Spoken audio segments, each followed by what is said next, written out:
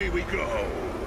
I know not what mischief they cause, but they're up to something, for my beard hitches with trouble. We take the underway. These ancient highways, built by dwarf hands, give us the best chance of approaching swiftly. Catching the Greenskins unawares. Let us not dawdle, for there are grudges to settle, and new entries in the Dammer's Cron to right! Okay, you can see the dwarfen throng arrayed on the hill here, led by, there he is, High King Thorgrim Grudgebear himself, actually reading from the Dammer's Cron right in front of him, the Great Book of Grudges. Joined by Thane as well. This is one of the agents. This is a melee agent, so he runs around the campaign map, does actions, can be attached to an army and get stuck in with the rest of the dwarves. So they're a very defensive army. As you can see, I mean, they're great artificers. They create these wonderful cannons, which are really, you know, some of the most potent in the old world. So, like the flame cannon here, which spews these kind of superheated packets of oil and tar, doing big splash damage. Organ guns here, kind of repeater cannons, great against massed infantry. Iron Drakes with these big, sort of underslung alchemical flamethrowers. Look, they even got beard armor, because, you know, who wants to singe your beard when you've got a flamethrower? It's not good. So, Thunderers here, kind of like Marksman, good armor-piercing ability as well, so, you know, useful against heavily armored units. And Quarrelers, Crossbowmen as well. Now, Slayers, these guys are pretty cool. Yeah, totally, they're unbreakable. So they're kind of berserkers, effectively. And if you look at the panel on the side here, it says anti-large, so they're useful against the big monsters. So we're going to get those Tauren against those. We've got lots of dwarf warriors as well, who are excellent in melee and, you know, can really, really take a charge really well. As I said, very, very sort of defensive army. So I'm going to get them all set up now. So I'm going to go for a pretty standard defensive formation because we are going to be attacked by waves of Greenskins. So, and they're all going to be coming, you know, there's a main kind of force in the distance over there, but we're also going to see them pouring out of these kind of side roads that they've overtaken a bit of the ancient dwarven stronghold there. But yeah, out of these side roads, they are just going to come wave after wave. So I'm going to stand and defend as best I can. So, right, that's those guys set up. Let's get my ranged chaps on the hill here.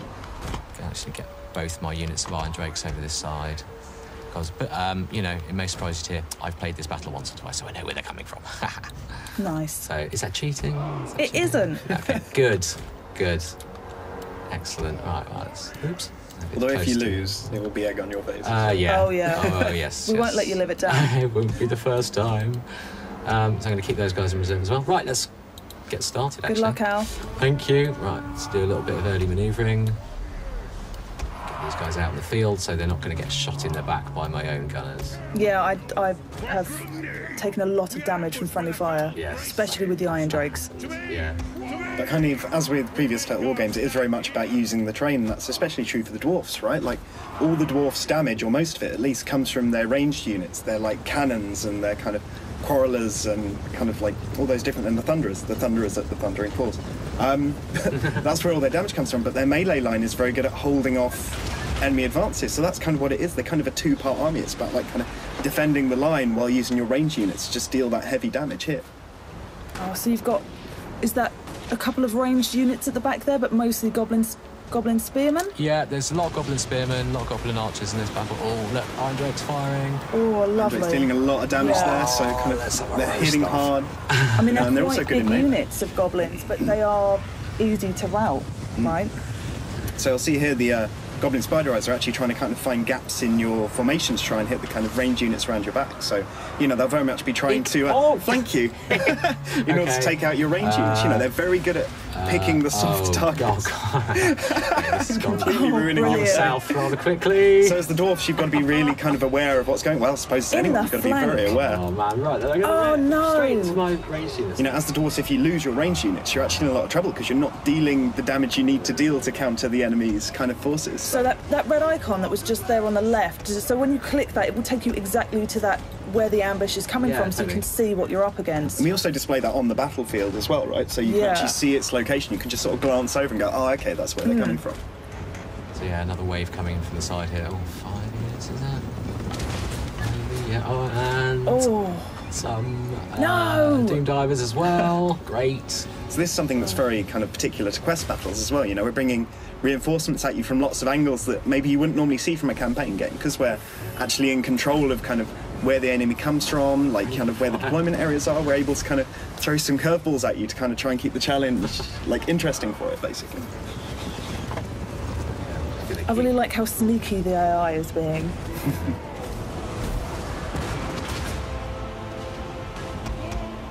Form these guys back up. You know, fortunately, I did all right here because even dwarf ranged units are like, they're pretty heavily armoured, so you can come back as well. I think they were chasing some guys off the field there. Because, you know, these points at the back and the side, they also count as kind of exit points for routers. Well, that's the interesting thing, because for the first time, I think, in a Total War game, you've actually got non-square playable areas, right? Like, you're fighting in the Dwarfen Underway here. And, yeah, you've as got you can like see, a it's lane. a kind of long tunnel, but there are points for your units to route out and for reinforcements to come kind of around the map, as it were. So you get some interesting battles. Uh-oh. What's that? From the rear out. Oh, okay. Excellent. What's coming in? And it's some trolls. So we've got some trolls lumbering. So again, trolls there's are that a monstrous unit. And a giant. It's something that Al can really leverage his slayers and actually do a lot of damage should he choose to. It's Slayer. It's Slayer o'clock. Actually, I'm going to bring my Thunderers up as well, because they're quite good armor piercing, and, you know, the trolls and that giant are pretty... Yeah, armour piercing's definitely useful here. But I mean, that info panel on the left-hand side is really useful to see kind of that extra bit of translation if you're not totally familiar with the Warhammer Fantasy Battles universe. That will give you a good indication of what's good against which unit. So the Slayers are anti-large, so Al's putting them in against the giant. Watch this. I love the way, once again, like the kind of charging stuff, the way units kind of leap in, so the Slayers will kind of leap in with both axes and slice, but the giant's going to be dealing a lot of damage. But since there's so many of the Slayers, they're surrounding him and hitting the giant on lots of different sides, so kind of they're dealing little damage over time, whereas the giant is kind of one massive hit of damage there, massive, yeah. With massive knockback. So, you know, they're taking damage from it, but they're going to be whittling down its health very quickly. So if Al hovers over it now, you can probably see it's got quite low health. Oh, and it's gone! Down. Look at that. Excellent. Yeah, once again, the character in all the animations is absolutely... Oh, he's got those routing as well. Oh, they're look. Oh. They are right up in my Thunderers. This is not good. Right. Thorgrim holding the line at the front there, keeping the troops happy, obviously. So Thorgrim also has his General Zora, right? Like, generally when you press down space or something, you can see the General Zora, but we've also added some new features. So on the right there, as you'll see, like, you can now toggle on and off features on spacebar, but then also lock them, so even when spacebar isn't held, you can see your General Zora, for example, and things like that. And it's just kind of little ways where letting you kind of customize the UI to your playstyle and get it so you could show, like, health bars for every single unit, for example, and stuff like that. So, yeah, it's actually quite cool. Right, it looks like the big forces at the distance are on the move as well now, so let's get everybody ready for a big frontal attack. Look, they're still chopping away. Oh, they're going down, look, they're wavering. There's still 10 of them. Oh, my poor... But your air support has arrived. Ah, fantastic. Let's get over there. Right. So these are some of my favourite Dwarfen units. These are the Dwarfen gyrocopters. You know, kind of, they rely on machines, right? They haven't got any magic or anything like that, so they're relying on these kind of fast-moving units to kind of make up for their lack of mobility on the battlefield. So they're able to fly around, deal a lot of damage with their kind of guns, but they also have a special ability, which is to be able to drop bombs, so that when you press the ability button, which is on the bottom left-hand side, you can actually drop bombs at the location of your gyrocopters. Oh, I see. You know what, I'm going to get them over so here. you can actually kind of do your own little bombing run, basically, kind of flying across the enemy and just drop the bombs at the right time. See, that would be useful right at the far back where there's quite a large line, and so they've got to be directly above to benefit from the bombs. Exactly, right. yeah. So it's kind of it's a bit of a skill shot. So if you line them up like that, you can see their... You can see the movement icons on the floor there. So if I line them up in a good spot, hopefully they won't... Oh, they've moved. Perhaps they know what's coming. Still covered. Let's do that. Let's get down there. Right, grenade time. Off you go. Oh, that is satisfying. I'm going to drop my second load as well. There we are. Look. Yeah, brilliant. That's killed it. That's killed a few of them. I'll knock their morale a bit as well. So, you know, useful. Oh. So from experience with the gyrocopters, it's best to kind of fly behind and shoot from behind a unit. Yeah, it's like generally best to kind of kind of be away and sort of try to target kind of their land units, the units that can't hit you, right? Like anything that's a melee unit's not going to be able to kind of run up and smack you. So you want to stay away from their range, because their range can actually take you down. Like if Al were to leave them all in range of the enemy archers like he's doing right now, like he would actually find that his gyrocopters get routed and killed very quickly, because actually they're quite weak against ranged, right? Like, you know, ranged units take down flying units, arrows pepper them, you know, they kind of eventually fall. But melee units, you know, there's not really too much counter.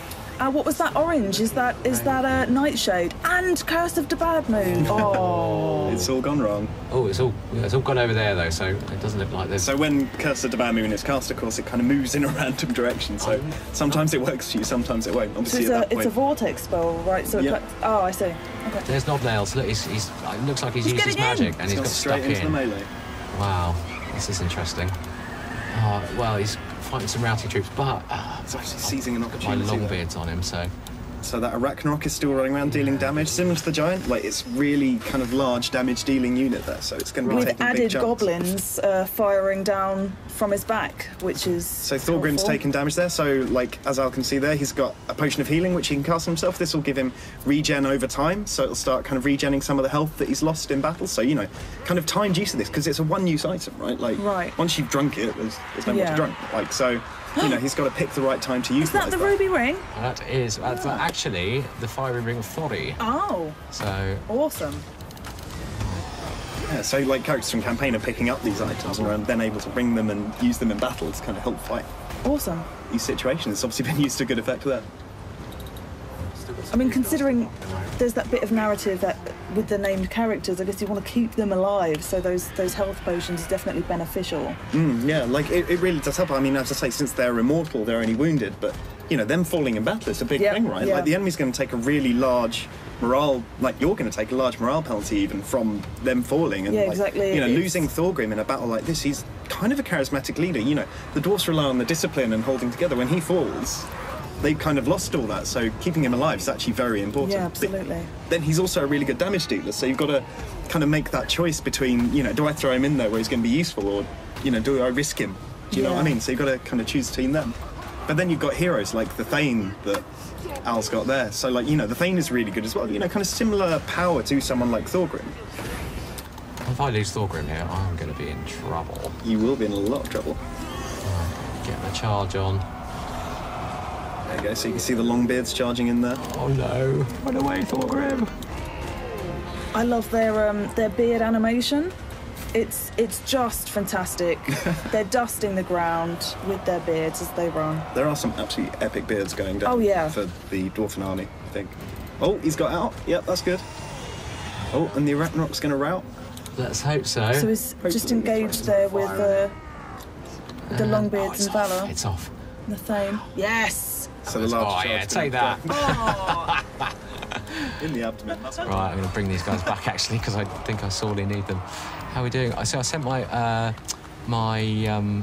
Iron Drakes over here to start cleaning up these Orc Archers that have been peppering me for ages. As you can see, the fire of the Iron Drakes, like really low range, like they're not very, they can't fire very far, but the damage they're dealing over time is absolutely huge. Like they're really, really effective in that kind of situation. And of course their armor makes them actually quite good in melee, right? Like they're a small unit, so they're not going to last too long, but they can certainly defend themselves until support arrives to relieve them.